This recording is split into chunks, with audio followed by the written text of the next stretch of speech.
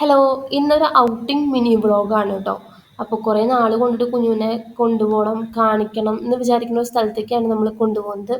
Textiles അല്ല. അപ്പോൾ കുറേ കാരണങ്ങൾ കാരണം ആ ഒരു ഡേറ്റ് മാറി മാറി ഇങ്ങനെ പൊയ്ക്കൊണ്ടിരിക്കുകയായിരുന്നു. ഫൈനലി ഇന്ന് നമ്മൾ തീരുമാനിച്ചു ഇന്ന് തന്നെ കൊണ്ടുപോകാന്നുള്ളത്, അല്ലെങ്കിൽ പിന്നെ നീണ്ടുപോകും.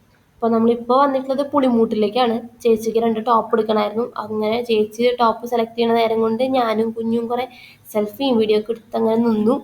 ഇതാണ് നമ്മൾ മേടിച്ച 2 ടോപ്പ് കേട്ടോ.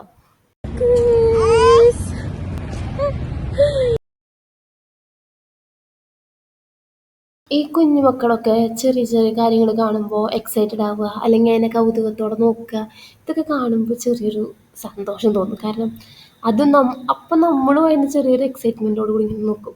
ഇപ്പോൾ വടക്കേച്ചിറയിൽ കുഞ്ഞിനെ കാണിച്ചതും വെള്ളം കാണിച്ചതും, പിന്നെ ഈ സ്കൈ വേയിലേക്ക് കൂടെയൊക്കെ പോയപ്പോൾ അടി കൂടെ വണ്ടി പോകുന്നതും ഒക്കെ കാണുമ്പോൾ അവൾ കൗതുകത്തോടെ ഇങ്ങനെ നോക്കി കാണുമ്പോൾ എനിക്കും ചെറിയ കൗതുകമൊക്കെ തോന്നിട്ടോ.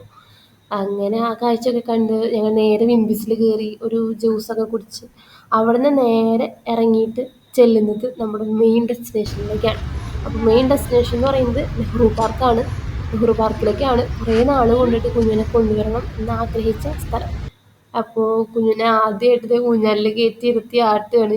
ആള് നമ്മൾ പേടിക്കുമോയെന്നൊക്കെ വിചാരിച്ചെങ്കിലും ആൾ കൂളായിട്ടിരുന്ന് അതിനെ ഹാൻഡിൽ ചെയ്തു. അപ്പോൾ പിന്നെ സ്ലൈഡിലൊക്കെ കയറി ആൾ എൻജോയ് ചെയ്തു. അത് കണ്ടപ്പോൾ നമുക്ക് സന്തോഷമായി. കുറച്ചും കൂടി നേരത്തെ കൊണ്ടുവരായിരുന്നു എന്നൊക്കെ തോന്നി. പിന്നെ ആകെ ഉണ്ടായിരുന്നൊരു സങ്കടം, ഞങ്ങൾക്ക് കയറാൻ പറ്റിയില്ല.